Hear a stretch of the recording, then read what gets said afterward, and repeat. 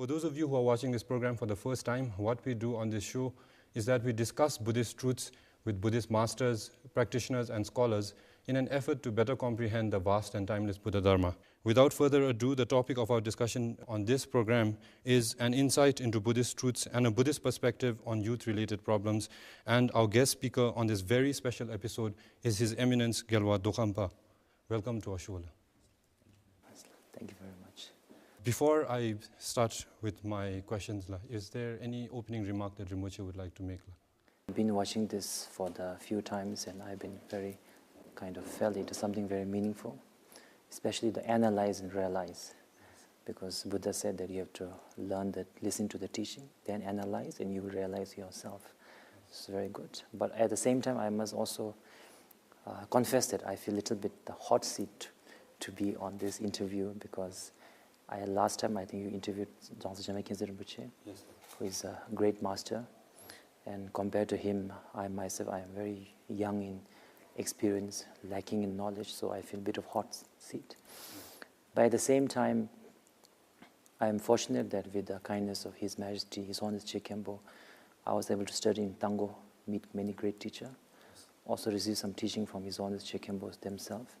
So with not confidence in myself, but in confidence in my teacher, I would like to share a little bit of knowledge I have with the hope that it will help the youth a little bit. Yes, I'm sure it will. And thus, to get the ball rolling, I have assigned a question which the idea is that the viewer asks themselves. The question is, who is the Buddha? And although I've asked this question to many of my guests, every guest has given an interesting new facet or a new angle to who the Buddha was. So my first question to Rinpoche is, who is the Buddha? I will say that we always have to understand two Buddha. One is the inner Buddha and outer Buddha. So inner Buddha will be one's own clear and empty nature of one's own mind. That is the Buddha. And because Buddha Shakyamuni or Buddha Guru Padma Sambhava, these Buddha realize the clear and empty nature of the mind, then they become Buddha. So because they have realized it, they are so-called, and they are separate from us right now. So we call them the outside Buddha or external Buddha. We pray to them, take refuge. But ultimately we do it, we take refuge in the three external jewels so that we will realize the Buddha Dharma within ourselves.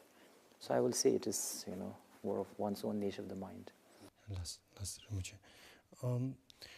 Although there is 84,000 volumes and some say that there is more also which make up the Buddha's word and commentaries on his timeless Dharma.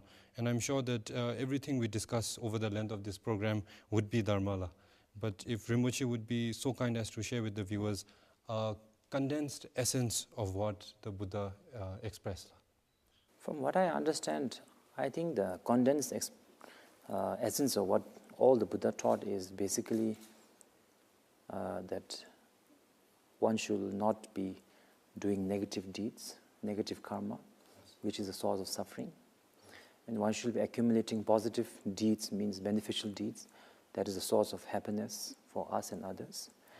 And both the negative and positive karma are result from the mind. So one should be taming your mind. So I think in these three, that is why I think we say Dikpachiyang Mijashin, Gyawa Pesum Sokbarcha, Rangisem Nyonsu Dini Sangi Tembayin. Or the fourth Pema Karpo said that Dikpong Gitu Rangisem Dewa Shiva Karpo Chugitodamga. So that is, I think, the very essence. Actually, last time I was in the Bodh Gaya. So I was thinking that we were doing our traditional Vajrayana, Don, Jaling, and all of that. And there was, I think, on the other side, there was a Sri Lankan, they were doing other things. Bangladesh Buddhists, they were doing. And Thai, they were carrying some flowers and going around. So I was thinking that if I was a new Buddhist or newcomer, it would look like, are they all really Buddhist or are they like totally, like different religion?